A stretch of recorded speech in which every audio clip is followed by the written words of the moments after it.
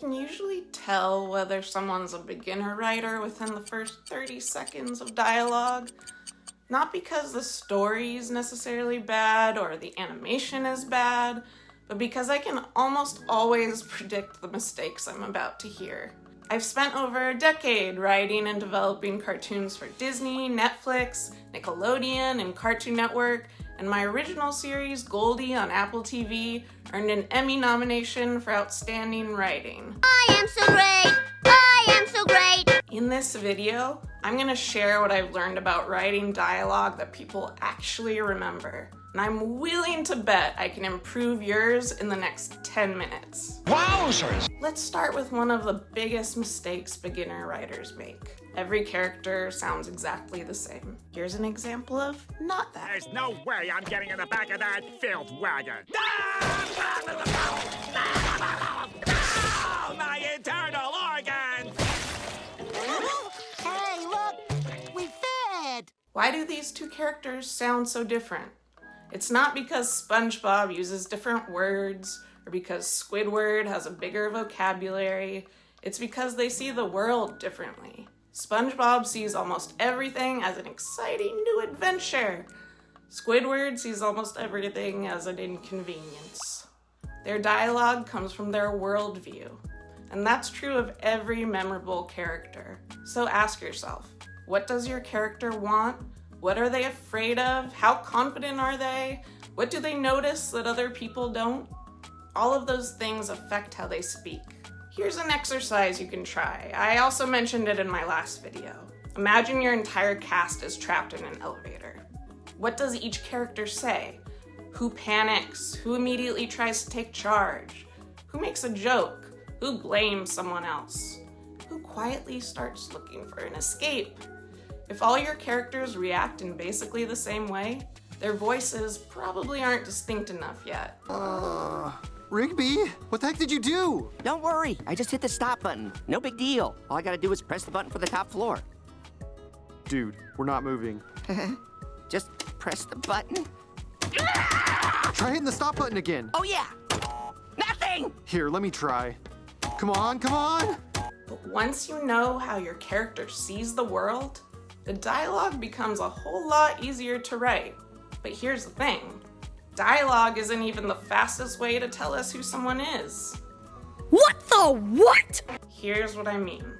In this episode of Marvelous Misadventures of Flapjack, Captain Knuckles wins himself a new cabin boy in a bet. I already have a kid, and one's quite enough, and I certainly... Ugh! Shoo! Ooh, don't touch me! Who knows where those legs have been? Watch what this boy does next.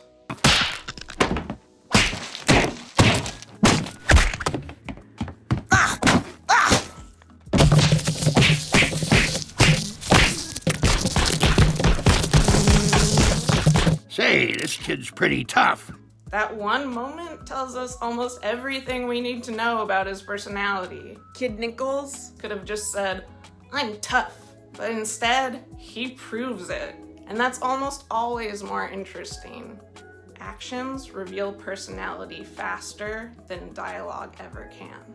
So whenever possible, show, don't tell. Here's an example that made me think about this recently. My whole life, I've felt like there was something wrong with me. Why is she even here? I'm such an alt show.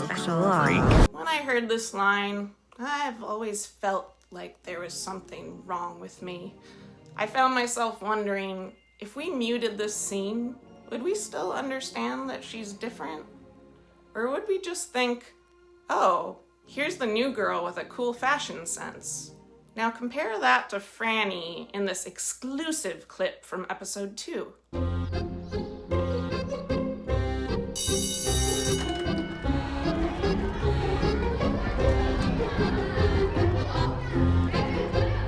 Franny, wanna come over to my house? My dad says we can look at his vintage soda bottle collection.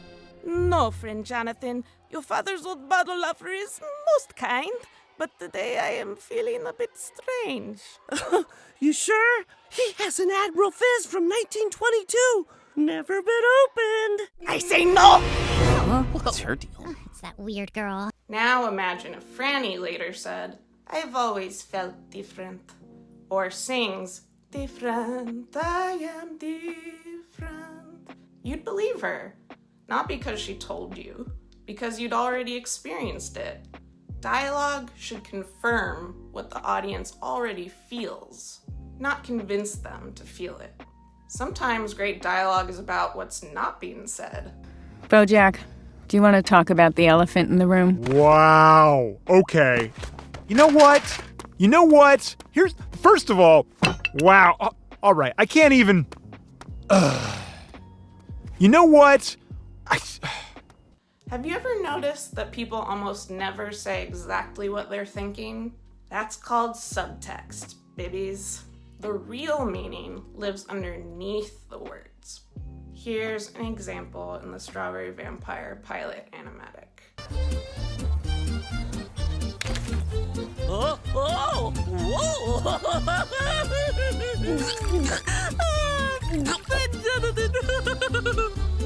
Maybe Franny is cool.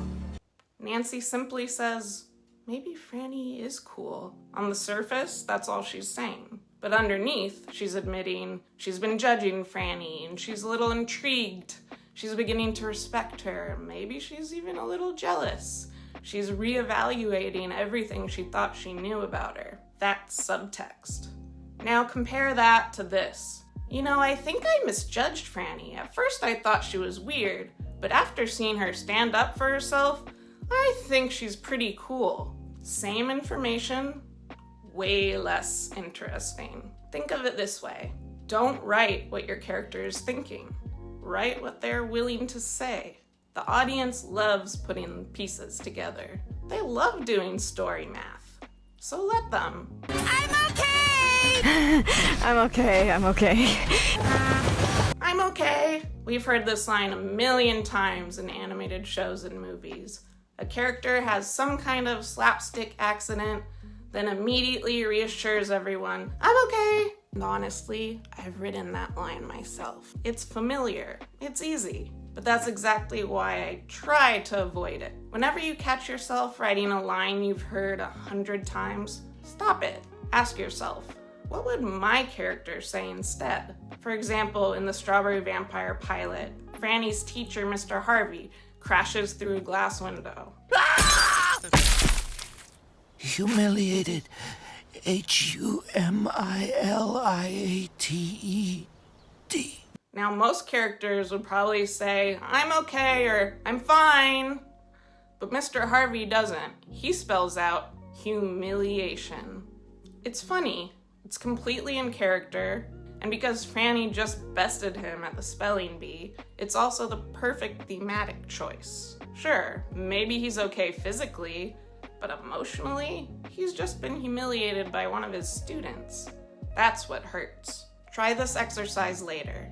Take one of these generic lines, I'm okay, let's do this. I can explain. Well, this was awkward. Now rewrite it as if only your character could have said it. Don't think about making it clever. Think about their personality, their worldview, their insecurities, what they're really trying to communicate. Don't write the first thing a character could say. Write the only thing your character would say.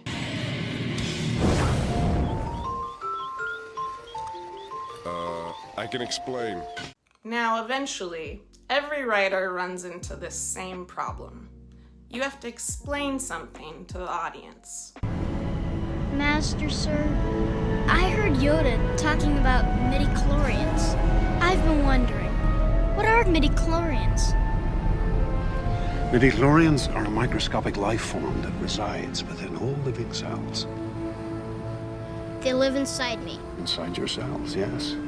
And we are symbionts with them. Symbionts? Life forms living together for mutual advantage. Without the midichlorians, life could not exist, and we would have no knowledge of the Force. That's enough about midichlorians. Thanks, Liam Neeson. But it does make me wonder, could the audience have discovered that information instead? Sometimes you'll find that you need to explain a piece of information to the audience. The way you do it makes all the difference. Information's not the enemy. boring information is. The possibilities are endless. That's the problem with infinite possibilities. One of them is infinite boredom. Whenever you have to explain something, ask yourself, can I hide this in something entertaining? Take Encanto, for example. We suddenly have to keep track of an entire family tree, each with their own magical gift. That could have been really confusing. But instead of stopping the movie for a history lesson, the filmmakers and writers turned it into one of the catchiest songs in the whole film. Just tell us what everyone can do! And that's why coffee's for grown-ups. Might be a bed on her mood affects the weather. When she's unhappy, well, the temperature gets weird. You're learning, but it doesn't feel like learning. Another great example is Edna Mode in The Incredibles. I never look back, darling. It distracts from the now. She has to explain all of the new high-tech superhero costumes, but she whips through these really cool costumes, and she's funny, dramatic, and opinionated. Completely bulletproof. And machine washable, darling. That's a new feature. What on earth do you think the baby will be doing? Well, I'm sure I don't know, darling. Luck favors the prepared. Sometimes your audience needs information, and that's okay. Just don't make the information the scene. Make the information part of the scene. Hide the medicine inside the candy. You know what I'm saying? I do not know what you mean. Information is fine. Information disguised as entertainment is even better. How'd that get in there? If you've made it this far into the video, thank you. You're telling the algorithm gods that I'm someone worth featuring in their browse feed.